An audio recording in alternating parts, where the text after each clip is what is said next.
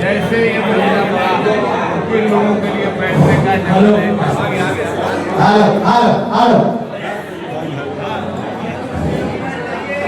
और किन लोगों का बैठने का जगह नहीं रखा।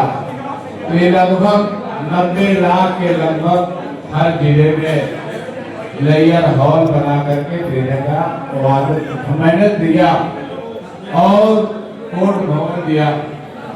हमारे नेता ने जो 17 महीना में काम किया, शिक्षा का जो व्यवस्था था, शिक्षा का स्तर जो गिरा था, स्वास्थ्य का जो स्तर गिरा था, लाख बहुत जग करके उन्होंने सारे सुविधा को ठीक किया।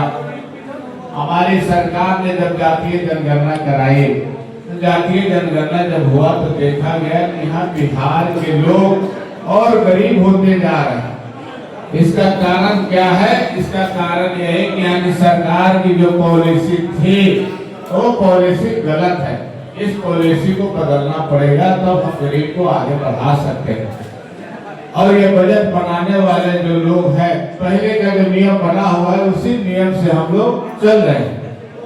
अब रही बात, हमारे जनता कहते हैं कि हमको क्या मतलब है, सरकार दे रहे 4 किलो राशन तो देता, ये 4 किलो राशन नहीं दे रहा है, आपको और गरीब बना रहा है। और किस्ती के माँ बहने भी सुन ले, आपको लोन दे करके और कर्ज में दावा गया है। तो हमारे नेता का जो फरमान है, अब की बार ये 25 में तेज रफ्तार तेजस्वी सरकार बनने जा रही है। और अब की बार हम लोग का मैनिफेस्टो है, हर भाई बहन माल योजना के तहत 2500 रुपया प्रत्येक महिला के खाते में देने का वादा हुआ है। 200 यूनिट बिजली फ्री देने का वादा हुआ है। पेंशन 1500 रुपया देने का वादा हुआ है। और ये सामाजिक सुरक्षा पेंशन, विधवा पेंशन, दिव्यांग पेंशन सारे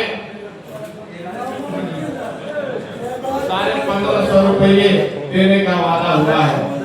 500 में गैस सिलेंडर हुआ है। ये बेरोजगार और स्टूडेंट के लिए बहुत ही सुनहरा अवसर है, क्योंकि हमारे नेता का मानना है कि हर घर हम एक सरकारी नौकरी देने जा रहे हैं। तो सरकार में बैठे लोग क्या करेंगे, इतना पैसा कहां से लाएगा? यही बात आप 20 में भी सुने होंगे कि 10 लाख नौकरियां जब हमारे नेता ने वादा किया था कि पहले कैबिनेट में हम 10 लाख नौकरियां देंगे, तो यही बात इन लोगों ने कहा था कि कहां से पैसा लाएगा। पैसा का व्यवस्था हमारे नेता करेंगे, उनके पास व्हील पावर है। यहाँ पे जितने टैक्स आ रहे हैं उस टैक्स के पैसे को पहले हम ये काम करेंगे तब दूसरे काम करेंगे। गरीब की सरकार बनेगी और गरीब के लिए पॉलिसी बनेगी।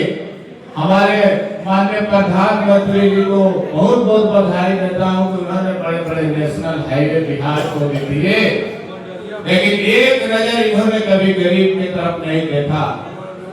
अभी भी गांव देहात में जाएंगे तो 20% ऐसे घर हैं जहां झोपड़ी में रहने पर मजबूर होते हैं, फूस के घर में रहने पर मजबूर होते हैं, मिट्टी के घर में मजबूर होते हैं। तो बारिश में कैसे रहते हैं इस पे ध्यान नहीं देते। हमारा नेता का कहना है वहाँ पे हम अपार्टमेंट बना करके, पक्का मकान बना करके घर देंगे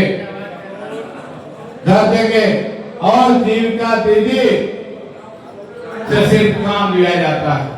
और उन लोगों को आप कर्ज में दाब करके और बर्बाद कर दिए। और ऐसा लग रहा है कि 10,000 रुपया जो दिया गया है, लग रहा है कि 10,000 रुपया को ऐसे प्रचारित किया जा रहा है कि लग रहा है कि हम लोग को हम करोड़पति बना दिए। अभी सीएम दीदी के को हम लोगों ने, हमारे नेता ने सरकारीकरण करने का वादा किया और 30,000 रुपया हर महीने मिलेगा। जितने भी जीविका दीदी में काम करते हैं, समूह में जो भी काम करते हैं, उन लोगों को 2,000 रुपया महीना और 5 लाख का बीमा मिलेगा इन लोगों को।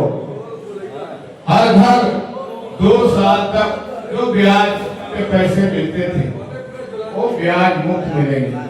ये सारी योजना हम लोग के सामने आया है। अब की बार तेज रफ्तार तेजस्वी सरकार बनाना है और ये जो मेरी योजना होगा, अभी जो सरकार चल रहा है, आप देख रहे हैं कि सरकार जो चल रही है ये भ्रष्टाचार का दुकान खुला हुआ है। ये भ्रष्टाचार का दुकान कहाँ खुला है ये सारे लोगों को मालूम है। जमीन आपके दादा का है, परदादा का है, पूर्वज का है, उसका कागज यूज करने के लिए इतना पैसा लाओ, इतना पैसा लाओ। एक जाति प्रमाण पत्र, आय प्रमाण पत्र, मृत्यु प्रमाण पत्र बनवाने के लिए क्या हाल है ब्लॉक में। ऐसे भ्रष्ट सरकार को हटा करके आपने मुझे 15 में जिताने का काम किया, 20 में जिताने का काम किया। आपकी बार 25 में हम लोग आए हैं, आप लोगों से दुआ प्यार लेंगे।